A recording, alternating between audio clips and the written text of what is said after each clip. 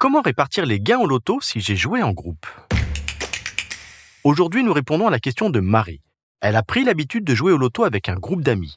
En cas de tirage favorable, elle voudrait savoir comment faire valoir qu'elle a bien participé au jeu pour bénéficier du partage. Alors à vos droits, prêts, partez.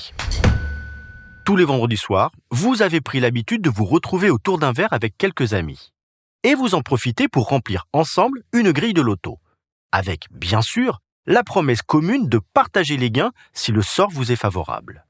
En pratique, si vos numéros tombent, la personne qui détient le reçu gagnant doit remplir le formulaire de paiement collectif de la Française des Jeux en indiquant l'identité des autres bénéficiaires, leur date et lieu de naissance et leur code-part du gain.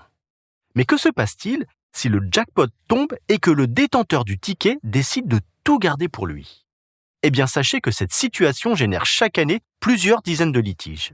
Lorsque vous gagnez, vous avez 60 jours à partir du tirage pour percevoir vos gains en faisant valoir le ticket gagnant auprès de la Française des Jeux. Il s'agit d'un titre au porteur, c'est-à-dire que seule la personne qui le présente peut réclamer le paiement.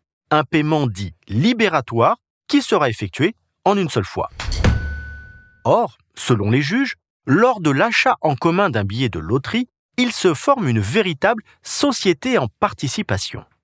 En cas de gain, le partage doit donc être proportionnel à la participation de chacun dans l'achat du ticket. Encore faut-il pouvoir prouver que vous avez bien participé au financement de la grille de loto.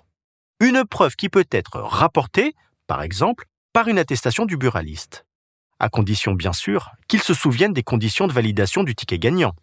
Mais c'est très aléatoire et en cas de litige, il faudra nécessairement exercer une action en justice.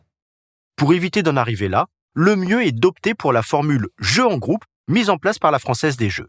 Il suffit d'utiliser le système Flash qui génère des grilles aléatoires et de déclarer le nombre de joueurs. Le détaillant pourra ainsi vous délivrer jusqu'à 10 reçus, soit autant de preuves de votre participation. Chaque joueur est alors assuré de recevoir la même part des gains. De quoi apaiser vos vendredis soirs. Je suis Arnaud Saugera, journaliste au particulier. Merci d'avoir écouté cet épisode. Si ce podcast vous intéresse, vous pouvez également retrouver toute l'actualité patrimoniale sur notre site leparticulier.lefigaro.fr.